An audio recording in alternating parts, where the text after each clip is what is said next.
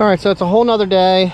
I'm going to build something to support the antenna on out of some wood. It looks like I can get away with an 8-foot 2x4. So I'm just going to build something straight up and a little tripod, and I'll show you what that stuff looks like when I get it done and together. I'm just going to use some 3-inch screws, some 2x4s, and that way I can just unscrew it and use it for something else. But let's get this thing set up.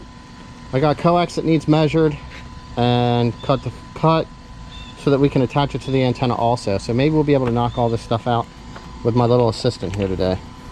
Right, so we got a quad pod right now supporting the antenna. It just kind of ran screws through each side into the mast holes, and then kind of sandwiched it with a piece here, and then got it standing up so that I can mount everything into it. So I mean, I'm 6 feet, so I mean these are 8-footers, so I'm gonna grab a step ladder so I can get up here and start attaching what needs to be attached. I mean, this is actually pretty heavy. I'll probably put another screw in each one of these. Just figured I'd let them go in case I got to, you know, move it around a little bit. But it should be pretty solid right here. I don't know, it kind of looks like it's a little tilted, but I'm gonna get this.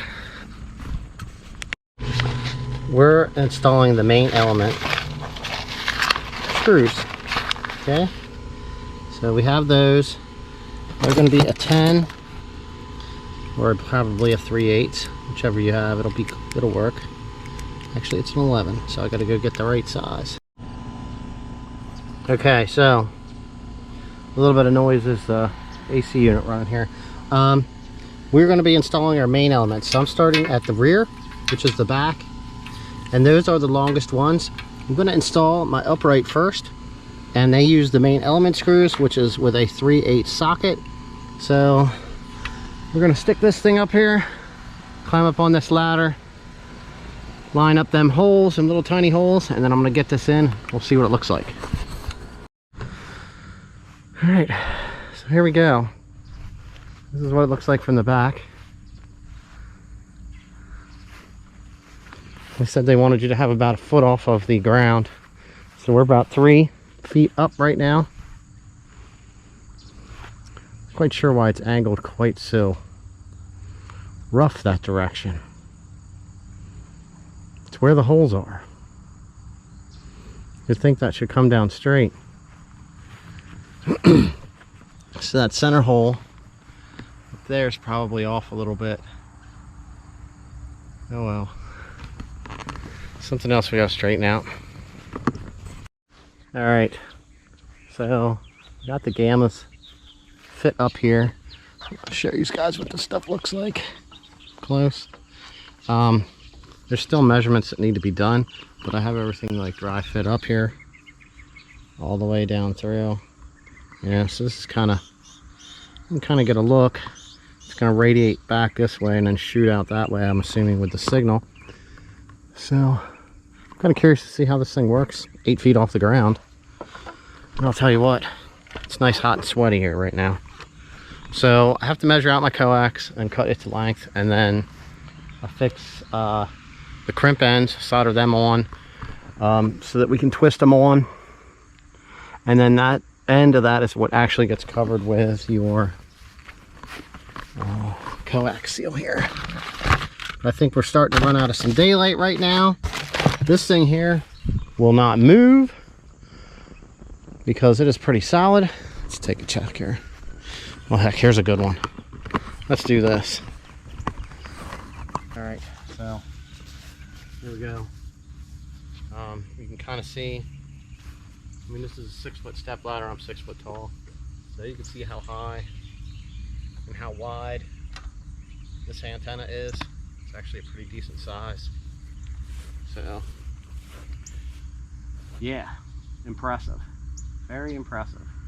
All right, time to get the coax done, which I think is going to end up being tomorrow evening, because there's a bunch of stuff to do right now, and get this thing assembled. try it out.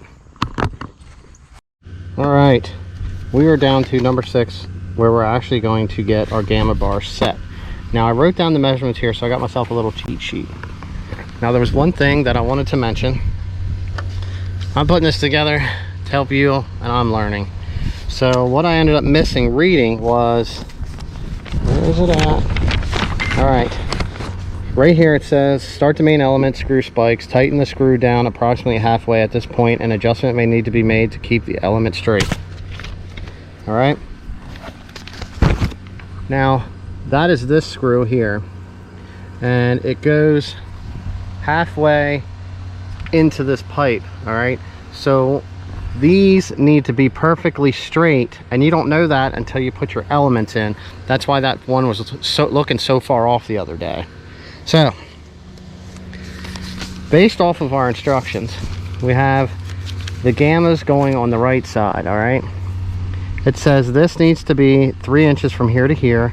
From here to here is going to be 8, and then from here to the top of this is going to be 26. And that's where you need to start for your adjustments.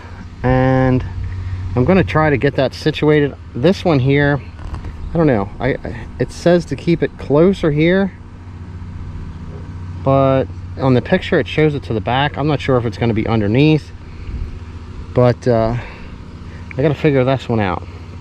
All right, now, okay, so now whether this was a revision or not, they tell you to put them behind, which is where I have them here. Okay, now on the last picture, based off of what the measurements were of my little cheat sheet here, 3 inches away from the boom, 8 for this, and then 26 for the metal clamp.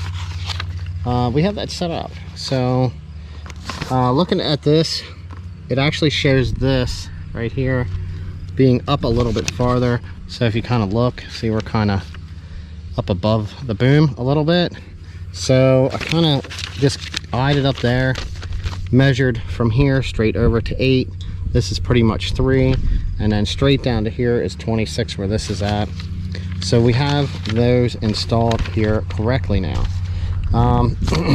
So I'm going to work on getting my 2 pieces of coax strip. The way that I can tell my vertical from my horizontal is I wrap a piece of tape around both ends so that I know what is my vertical and then what's my horizontal. I usually just always did it that way. Yeah, I mean, it sucks it's black tape, but it works. So I'm going to get these stripped. Your center conductor is going to connect here, and then your shield connector will connect here. And I'm probably going to bring it this way, like this, so that I can wrap tape around the boom here, and then it'll follow down my support here. All right, let's get some coax done. All right, so I'm getting coax ready to go. Basically, I'm just pulling one at a time out of here and unthreading it